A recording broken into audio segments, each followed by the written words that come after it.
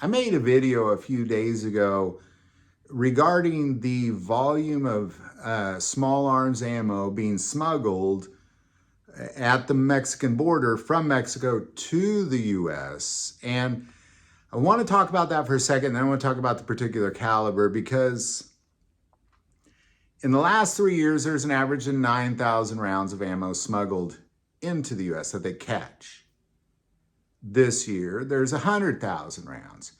Just the other day, there was 11,000 rounds in one single vehicle. So I want to take a moment and kind of talk about what I think's going on there, and the particular caliber is why I think there's certain things going on there.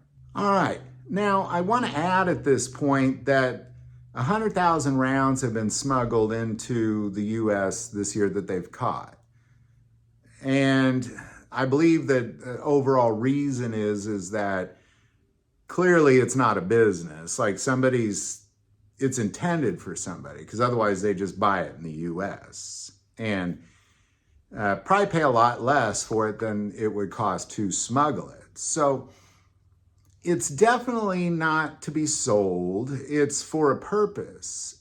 But in addition to that, there's even more ammo being smuggled the other direction. And I just want to kind of address that briefly before we get into the caliber, because just the other day, on November 3rd, there was 93,000 rounds of ammo in one single vehicle, just one single vehicle going from the U.S. to Mexico. But it happens to be the same caliber as what's coming into the U.S. And this is what is peculiar.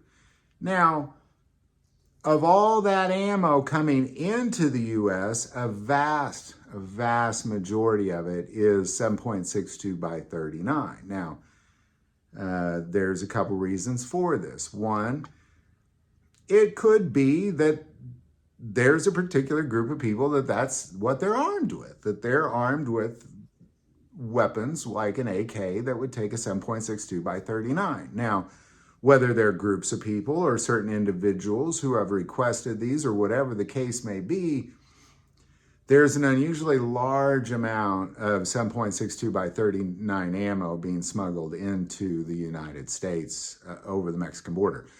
But in addition to that, even everything that's going over to Mexico is also 7.62 by 39, which I guess I just don't want to speculate. I don't want to speculate. What I do know is nobody's bringing it into the U.S. to sell. That's a terrible business model. You'll lose money only. To create a business where you have ammo smuggled into the U.S. so you can sell it is a terrible business model. So it's really has only one purpose, and that's for individuals who can't get it on their own or are trying to get it under the radar, because even nowadays, if you go in and you buy 11,000 rounds of 7.62 by 39 ammo, it's gonna red flag you, and they're gonna track you. So it's in an effort to for sure stay under the radar. I mean, there's no doubt in my mind whether it's going to somebody who can't get it themselves or it's going to somebody who wants to stay under the radar or somebody's. One thing is for sure, the number one smuggled caliber of ammo, small arms ammo being smuggled into and out of the United States right now by the hundreds of thousands is the 7.62 by 39. So, again, I don't want to throw out speculations, but that is a fact. That's a fact.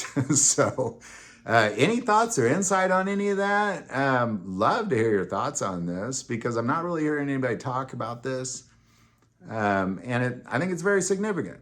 I mean, we went from having 9,000 rounds of ammo on average a year to 100,000 rounds. A vast majority of it is 7.62 by 39. And oh, by the way, the second is 5.56, but very secondary, but second.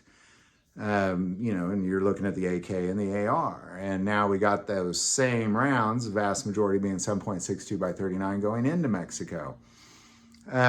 So seems like people are being armed under the radar is my thought at the very least. Any thoughts or insight on that? Definitely put it below.